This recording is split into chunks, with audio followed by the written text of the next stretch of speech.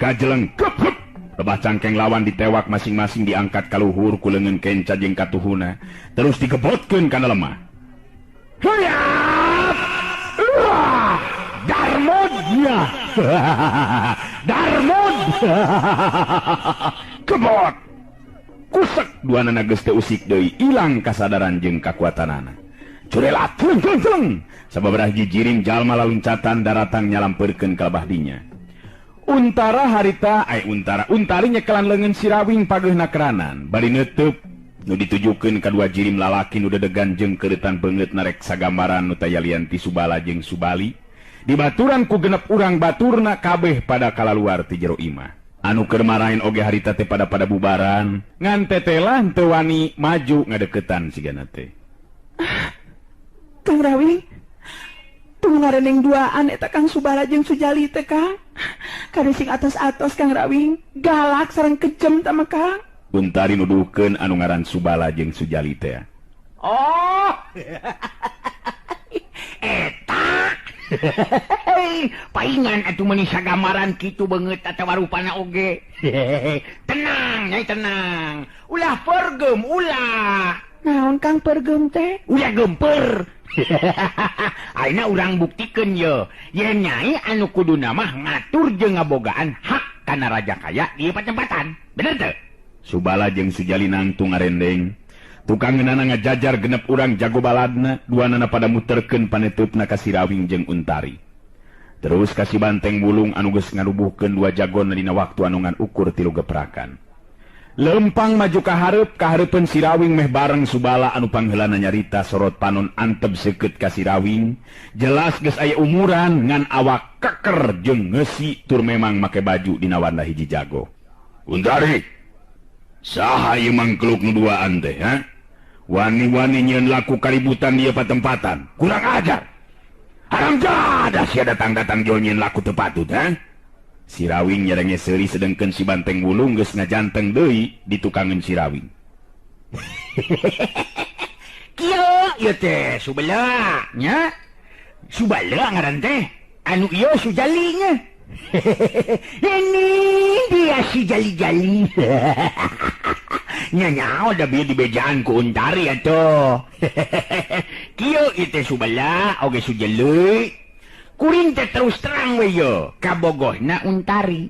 Tak iya anu ditukang dulur kuring anu katelah bargolo si Banteng Wulung. Ngahaja datang ka dieu lantaran dibejaan ku Untari kabogoh kuring. Gitu. Jadi anu ditukang dulur kuring nu katelah bargolo si Banteng Wulung. Ngahaja datang ka dieu lantaran dibejaan ku Untari kabogoh kuring. Majarkeun teh cenah indungna ayeuna keur gering. Kuring calon piminantunnya. Bila ku bemak itu neang gorengin. Ngan tetela datang ka dieu dihalangan ku dua jagong. Dua jagong. Kapaksa kuring mere parintah ka Anteng Wulung supaya ditindaknya. Alhamdulillah geuningan pada nalamru tuh. Kitu teh Subala. Muralang jeung mundelik sapasang panon Subala jeung Sujali. Dina waktu harita sabab sikap jeung caritaan si Rawing lain bae tenang tapi mowoh nyunut kana hudangna amarah. Sujali nu kawilang babarian ambek geus rek maju narajang tapi dihalangan ku leungeun Subala nu kawilang leuwih boga loba pangalaman. Dirina bisa ngarti yen dua jalma nu bareng datang jeung Untari jelas lain jalma-jalma biasa. Tenang heula Jali. Akang can beres nyarita yo. Ilain duaan datang ka dieu jeung si Untari. Naon maksud? Sarta terangkeun heula saha ngaran si lain. Ngaku-ngaku kabogona si Untari sagala rupa. Ngaran kuring anu katelah si Rawing. Atuh ieu Untari teh bener-bener nyaan kabogo kuring nyaan sumpah sok sumpah. Dan untuk kang mah geus diwanohkeun nya si Banteng Wulung. Kieu ieu teh Subala. Kuring datang ka dieu teh kahiji hayang neang pi hatomieun. Naon? Pi hatomieun. Naon? Sieu teh ngomong teh sing balik sia. Teu nyahoeun. Ari pi hatomieun teh pi mitohaeun. Anu kaduha barisa kalian hayang beberes. Subala muncereng bari ngabentak. Beres naon ha? Montong bari jeung suruh ngasarengeh kitu dia ngomong teh.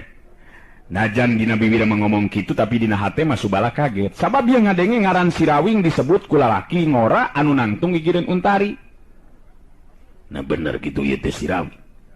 Aing geus mineng ngadenge ngaran si Rawing, tapi kakara nyaho ayeuna. Tapi sanu nyaho ukur aku-akuan ieu mangkeluk teh. Tapi sapasang leungeun jeung ramu-ramu leungeunna nya deui hararideng. Lamun bener ieu si Rawing aing kudu hati-hati. Sabab cek beja si Rawing kawilang jago pilih tanding anu mampu numpes kajahatan jeung para karaman. Kitu galecokna hate Subala dina waktu harita. Si Rawing kadenge cumeri tadi ngajawab pananyana Subala. Iya anu hayang dibereskeun teh Subala. Nya da kuring teu mikeun ani boga kabogoh kahirupanana diatur ku anu lain hakna mah. Sedengkeun si ganu danang kain ngomong cara rese. Sedengkeun raja kaya anu aya di dieu teh sasatna mah ditinggal bapana Untari kabogoh kuring. Malah indungna Untari mah aya keneh. Pugu kawin jeung bapana Subala mah teu mangkuk sabaraha bulan. Teu. Jeung teu kungsi boga naon-naon deui. Kapan mah manehanana kabehanana geus dijelaskeun ku Untari ka kuring. Subalik saya ngomong ti kopona. Pira bengkok saeutik meni molotot. Pokona tuh. Jadi wajar lamun kuring selak nu jadi kabogohna hayang menerkeun ieu masalah. Masalah? Atuh salah ieu wungkul. Masalah. Pokona mah ulah milu ngatur kahirupan jeung hak raja kaya kolotna Untari. Anu estu lain hak anjeun duaan. Nah, siapa ngomong teh meni dicuklak ceklok itu. Kapan kol-kola? Sanajan dina sikap tenang mangsa cumaritana tapi si Rawing langsung kana sasaran pokona. Henteu loba bulat-belit dina ngomongna. Pogoe meni beureum beungeut Subala jeung Sujali dina waktu harita. Ngageter duanana awakna lantaran amarah, tapi sanggeusna ngadenge pangakuan si Rawing tadi, jelas Subala jeung Sujali henteu wani ngayakeun tindakan samarangan. Sanajan kakara tepung harita manehna duaan, tapi ngaran si Rawing geus leuwih ti heula dipikawanoh ku dirina duaan. Ari Subala harita muncereng ka Untari siganu hayang ngarekep jeung nyasaak awakna. Entang murelang muncereng ka Untari. Kakuring berek muncereng mah jeung mendotot masok. Subala. Oke Sujali. Alah, lamun Subali jeung Sugriwa. Sigana bae kuring nu jadi Sri Rama. Ya Untari Dewi Sintana. Si Rawing mimiti datang di adatna. Sujali lamun seug teu dihalangan ku leungeun lanceukna mah geus rek sagajeleng-gajelengeun atuh manu mamajuna rajang, tapi Subala masih keneh tacan mere parentah pikeun maju. Rawing. Dewek sabenerna mah geus cukup nyaho satemina ngadenge kana ngaran si Laing euy. Tapi ayeuna si Laing coba-coba pikeun pipilueun kana urusan batur. Ngandung harti maneh hayang cilaka. Ari kangaranan jeung kabogoh matang tube, kaciwit kulit kabawa daging, paciwit-ciwit lutung, paciwit-ciwit lutung, si lutung pindah ka tungtung. Subala, dengekeun oge Sujali. Numat, tiak kuring kapaksa ayeuna ngomong. Lain kapaksa ketang nyaho sakuduna bae kuring ngomong. Ari popokona mah ulah sapedah ka Untari pangawak awewe tingajenan jeung sok ngalicikan lur. Oh mah jelur yo. Cilaku eta numpuk-numpuk dosa kitu. Bogo salibat mah dosa teh meledos teu karasa, tapi awak jadi bau. Buktina ayeuna meuni ka ambeul ka dieu tuh bau katu. Bau naon sia? Bau katu. Bau nyuk-nyuk. Beak kasabaran Subala ayeuna mah. Ngareret ka Sujali adi kembarna bari terus nyarita. Urang decah ieu mangkeluk teh Jali. Ngan kade hati-hati akan gusi ngadenge ngaran si Rawing, kawilang luhur elmuna cenah. Moal samata-mata wani ngacapak lamun kitu lamun teu nguntup ka urang cenah eta. Urang ketrukeun kabeh pangarti jeung kakuatan Jali. Ayo Kang, kurang ajar mangkeluk teh ye. Diantepkeun kalah ka ngacapruk ka mana karep, ha?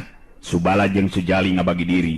Kadenya si Banteng Bulu ngomong, "Wah, ngawing-ngawing ngabagian sabarang urang ka ngawing-ngawing. Bisi ngagok mangengkeun bewi ngabagian geneban ka ngawing-ngawing. Ari nu mamakan mawing mah hayang ngelut. Hayang ngadu ngarepan jeung ieu mangkuluk-mangkuluk ya ka ngawing-ngawing. Kumaha ngabagian duaan, Kang?" Si Rawing kareret atau ngareret ka si Banteng Bulung. Terus nitah Untari nyingkah ka gigir bari nyarita. Sok ditinggal di tempat aman nih. Kumaha teng, tong kitu di dinya. Geus pugu kana daang hayang panglobanna teh. Kudu adil, Teng. Jumlah lawan aya 8 urang, Teng. Urang duaan jadi urang kabagian lawan eta teh 4 sewan, Teng. Ngan Subala jeung Sujali eta mah kapaksa bagian akang, Teng. Kumaha wareg kitu kira-kirana, Teng? Satuju lamun kitu, Teng. Kusabab ulah sok neng, Teng. Ulang itu ka ngawing-ngawing. Uing mah tara nungtang neng Teng Ujun tara. Tapi nyatuju, nyatuju. Nyatuju ka ngawing-ngawing. Awas, hati-hati, Teng. Subala, Sujali. 4 lawan masing-masing bakal disangharepan ku kuring jeung si Banteng Bulung. Bisi aya anu ngajolor saperti batur anjeun, sok sing harepan si Banteng Bulung. Hayo.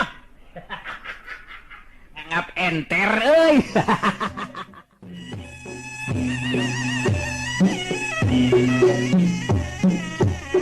Ari Subala ngatur baladna memang dina pikiran manehna oge kitu pisan, anu jadi lawan baris disangharepan ku 4 jalma ti pihak manehna. Ari sabab Subala ngarti yen munggaran atawa nungaran si Rawing lain jago kamari sore. Dirina kudu bisa aya di pihak nu unggul. Lamun henteu kitu geus tangtu ajeun kahormatan dirina bakal runtag di hareupeun Untari anu salila ieu dikingkilikan turta dilirihan dina kahirupanana. Sanggeusna ngatur ngabagi kakuatan Subala harita ngarendeng jeung Sujali, sedangkeun si Banteng Bulung nying hareupan opatan jago atawa jago-jagona Subala jeung Subali. Ngayo, ayo tuh. Lewi lobang ngamun jaju lewingeun napikeun ngaing. Dimanting-mantingkeun sia ku ngaing masih gajatur nyane. Ngayo. Ngayo sia ngurang manting-manting ku ngaing-ngaing. Si Banteng Bulung puringas panonna bet jadi beuki bayangan sigana teh. Subala jeung Sujali nya kitu deui 2 jago baturna katingali geus pada marsat bedog masing-masing. Ku ijiran Subala mah sanajan si Rawing sakuma jagona kangaranan di huruf kopatan kitu mah piraku bisa unggul. Si Rawing muterkeun paneteupna kana jadi lawan sikepna teu ngawangun pasangan pancuh nangtung ajeng ti siga nu rek tarung ngadu jiwa. Untari oge meh bari ejeng peureum ngabandungan lumangsungna kajadian di eta tempatan. Nyata sok inggis badan si Rawing karecah ku pakarang lawan, tapi Subala jeung anu sejena memang kacele. Si Rawing paparis tunggal ilmu panca tunggal ti Eyang Nur Alam, ilmu anu geus ngadarah daging dina dirina, corelatna jirim si Rawing dina jurus pancerasa sarining bayu. Lain upama kalangkang atawa angin we, nyaho-nyaho si Rawing geus pindah tempat 4 lawan nubruk tempat nu kosong. Hayo.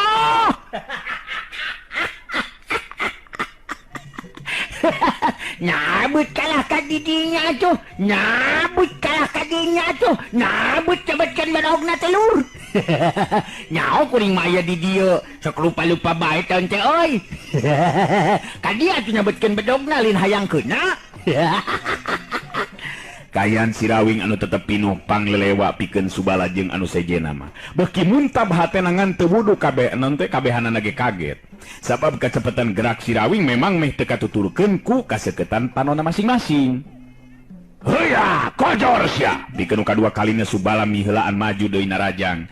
Dituturkeun ku anu sejena malah ayeuna bedog dina leungeun jadi sagulung sinar bodas lantaran saking ku cepet-cepetna gerakan bedog nu aya dina leungeunna. Dituturkeun ku kolebatna bedog Sujali anu teu eleh cepet ku bedogna Subala.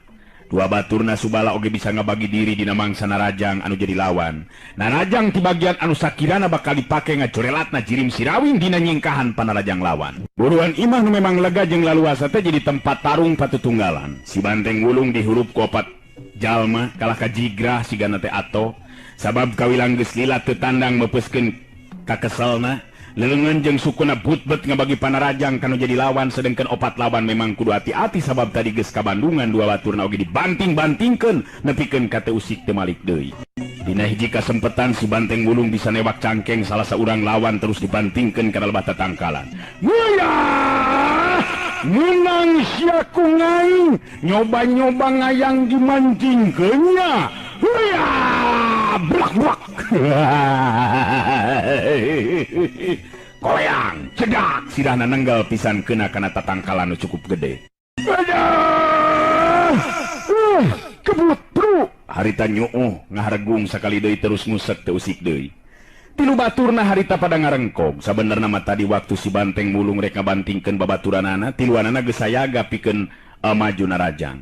Tapi si Banteng Wulung bangun nganti datangna panarajang anu jelas baturna sorangan bakal dijieun tameng ku si Banteng Wulung. Ngayo ngaju deui nyaneh niluan. Najut. Bisi ngayang nyarua boga nasib dimanting-mantingkeun. Ngananangkan nganu ngede. Aju deui sia. Ayo aju ngatawang urang anu bakal naju, ha? Huya! Salah saurang baturna Subala harita ngajengkang ka tukang lantaran dadana beunang ku kepretan leungin si Rawing. Sanajan ngan ukur kepretan tapi tang tueleng kepretan jalma biasa. Hiu, klebet! Adah! Jengkang, dalijeg, kebut! Rubuh nang karak bengkang nu beunang ku kepretan si Rawing. Nu saurang dinyobaan nyabetkeun bedogna kana beheung si Rawing dituturkeun ku bedog Subala nu ngarah kana cangkeng, bedog Sujali nu ngarah kana suku. Hiu, hiu! Pos telapung plak leungeun si Rawing nepak pigilang leungeun batur Subala anu saurang deui celang bedogna leupas tina cekelan dituturkeun ku tenggelan kana dada. Hiu cebrot wadah cengkang bangkiun kebut rubuh deui bae lawan si Rawing jaringan ukur tinggal Subala jeung Sujali. Subala jeung Sujali ngatur dirina aya dina belah kenca jeung katuhueun si Rawing. Aduh, asa pahibut tepugo opatan mah euy. Tah lamun kitu mah rada nyaho se apanan, aringan ukur duaan mah apanan, bener teu? Alah, sok Subala, lan Sujali, coba-coba euy, ngurang muka sabuk bilang tatu patatakar lu tira. Sing sopo bakal butak kena dening pangadiwasa ingsun jengkar lo. Heuh, waktosna geuningan parantos teu nyekapan atuh cag urang cekapkeun dugi ka dewe heula atuh acara dongeng kiwari neraskeun cariyos si Rawing kiwari garapan Wakepoh kiwari permios.